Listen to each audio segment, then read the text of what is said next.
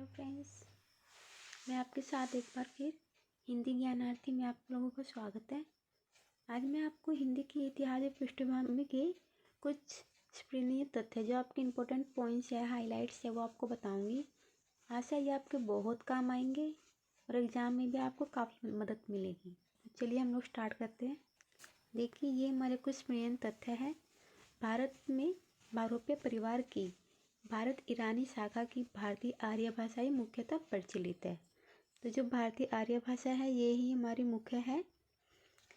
आगे देखते हैं, भारतीय आर्य भाषा का प्राचीनतम नमूना ऋग्वेद में मिलता है। तो इसका जो नमूना है, ये कहाँ भी क्वेश्चन काफ़ी पूछा गया है नेट में भी। इसका जो नमूना वो कहाँ मिलता है, ये ऋग्वेद में मिलता है। और इसका समय, जो भारतीय आर्य भाषा का प्राचीनतम समय है वो हमारा है 1500 ईस्वी पूर्व से। ठीक है, आगे देखते हैं। भारतीय आर्य भाषा को क्रमिक विकास की दृष्टि से 3 कालों में विभाजित किया गया है। देखिए, जो भारतीय आर्य भाषा हमारे पास है वो टोटल 3 कालों में विभाजित है। इसका पहला है प्राचीन भारतीय आर्य भाषा काल, जो कि हमारा अभी मैंने बताया था उधर पहले आपको 1500 ईस्वी से स्टार्ट हो के 500 ईस्वी तक है, ये हमारा है। सेकंड है मध्यकालीन भारतीय आर्य भाषा, वो हमारा 500 ईस्वी पूर्व से 1000 ईस्वी पूर्व तक है। थर्ड है हमारा है आधुनिक, जो अभी चला हुआ है आधुनिक भारतीय आर्य भाषा काल, जो हमारा 1000 ईस्वी पूर्व से अब तक का जो समय है वो इसमें आता है। आगे देखते हैं, प्राचीन भारतीय आर्य भाषाओं में वैदिक संस्कृत और लौकिक संस्कृत समाहित है। तो जो हमारी जो प्राचीन आर्य भाषाएं है उसमें हमारे क्या क्या सम्मिलित है, उसमें हमारी वैदिक संस्कृत और लौकिक संस्कृत ये दोनों हैं। इसका प्रारंभ प्रागैतिहासिक समय से ईसा पूर्व 5वीं सदी तक माना जाता है। ठीक है, आगे देखते हैं वैदिक संस्कृत को। जो वैदिक संस्कृत है हमारे पास, जो इसका ही भाग है भारतीय प्राचीन आर्य भाषा का, जो वैदिक संस्कृत एक भाग है, उसी को हम वैदिकी, वैदिक, छांदस भी कहा जाता है। इसके ये इतने नाम हैं। आगे देखते हैं, वैदिक साहित्य के 3 अंग हैं। जो हमारे पास वैदिक साहित्य है इसके 3 अंग हैं। एक संहिता है, ब्राह्मण और उपनिषद। तो ये इसके 3 अंग हो गए। वैदिक साहित्य के जो 3 अंग थे उनके बारे में तो जान लेते हैं। सबसे पहले जो था संहिता, इसके अंतर्गत हमारे आप ये लगा लो कि संहिता, यजुर संहिता, साम संहिता और अथर्व संहिता आते हैं। मतलब ये कि जो संहिता है इसमें हमारे जो वेद थे वे आते हैं, और इन चारों में हमारी जो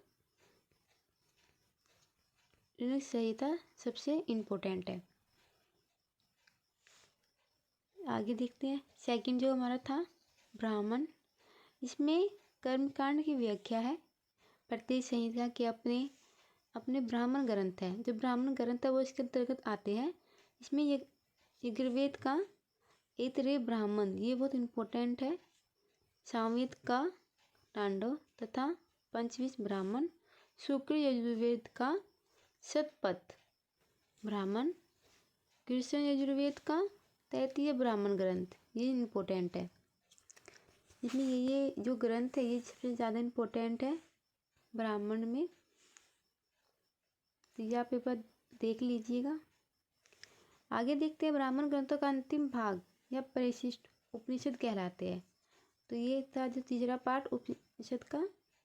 तो उपनिषद कहते किसे है, ब्राह्मण ग्रंथों का अंतिम भाग जो हमारा होता है इसको उपनिषद कहते हैं।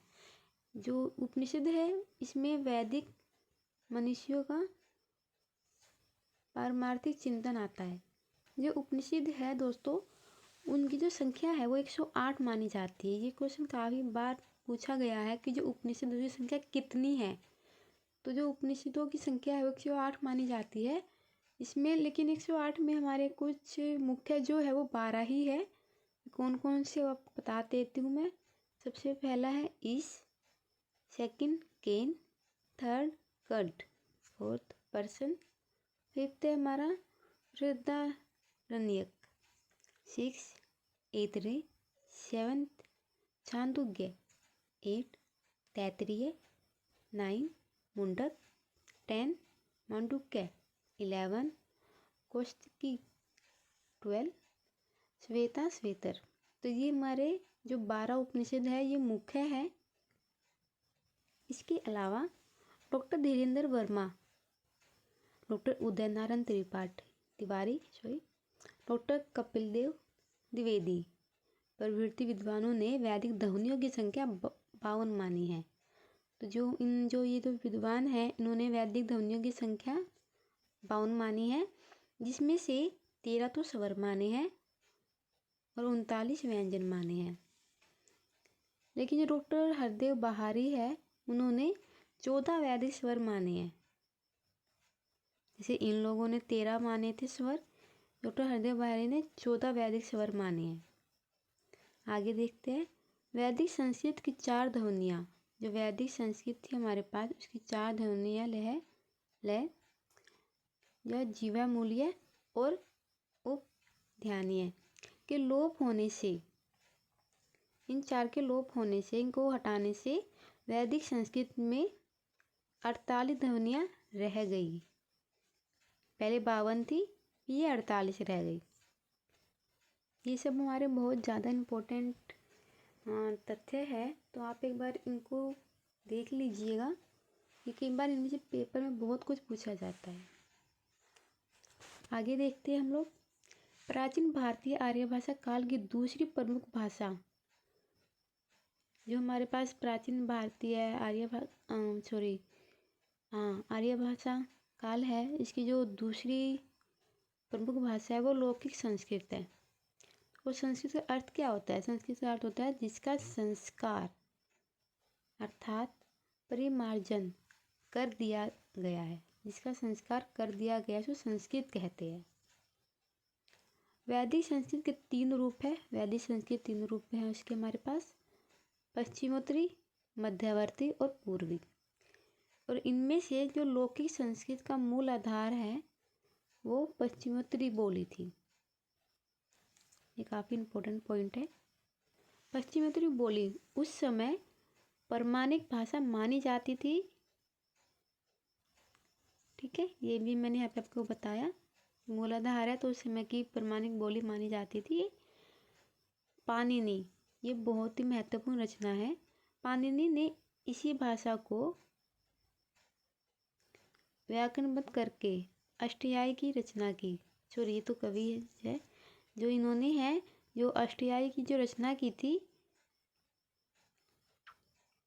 तो इसी भाषा का इस्तेमाल किया था पश्चिमी बोली की। आगे देखते लौकिक संस्कृत का प्राचीनतम काव्य ग्रंथ। जो लौकिक संस्कृत हमारे पास है उसका जो सबसे प्राचीन वो काव्य ग्रंथ जो माना है वो माना है रामायण को। और इसके जो रचनाकार रामायण के वो वाल्मीकि जी थे। आगे चलते हैं। वैदिक संस्कृत में ई, ऐ, ओ, औ संयुक्त स्वर थे, परंतु संस्कृत में ए, ओ मूल स्वर हो गए और ऐ, औ का उच्चारण परिवर्तित होकर ऐ, औ की भांति हो गया। इस प्रकार संस्कृत में 2 संयुक्त स्वर ऐ, औ रह गए। इसके आगे देखते हैं इम्पोर्टेंट पॉइंट। वैदिक में अनुस्वार शुद्ध नासिकीय था, संस्कृत में इसके 2 रूप हो गए। जो वैदिक में जो अनुस्वार था ये था, और संस्कृत में है ना इसके 2 रूप हो गए। एक तो अनुस्वार जो बिंदी जो लगी होती है, आपने देखा होगा कोई भी हम कुछ भी लिखते हैं उसमें बिंदी लगी होती है। एक अनुनासिक जो हमारी चंद्र बिंदु होते हैं उसे अनुनासिक कहते हैं। तो इसे 2 रूप हमारे संस्कृत में इसके हो गए। दोस्तों ये हमारे कुछ इम्पोर्टेंट पॉइंट्स थे जो हमने आज डिस्कस किए हैं। इनमें से काफ़ी क्वेश्चंस नेट में पेपर में पूछे जाते हैं, इसलिए मैंने ये डिस्कस किए हैं। आगे हिंदी के इतिहास पृष्ठभूमि के मैं सारे पॉइंट डिस्कस करने वाली हूँ, तो कृपया बने रहें मेरे साथ। आपका सहयोग मेरे लिए बहुत ज़्यादा मायने रखता है, तो कृपया मेरी वीडियो को लाइक कीजिए। और जो बच्चे नेट GRF की तैयारी कर रहे हैं उन तक पहुँचाए, अपने दोस्तों तक शेयर करें। और मेरी वीडियो पसंद आई हो तो कृपया प्लीज़ मुझे मोटिवेट करें और कमेंट बॉक्स में ज़रूर लिख के बताएं कि आपको ये वीडियो कैसी लगी। और साथ में अगर आपने मेरे चैनल को सब्सक्राइब नहीं किया है तो कृपया सब्सक्राइब कीजिएगा। धन्यवाद। नमस्ते।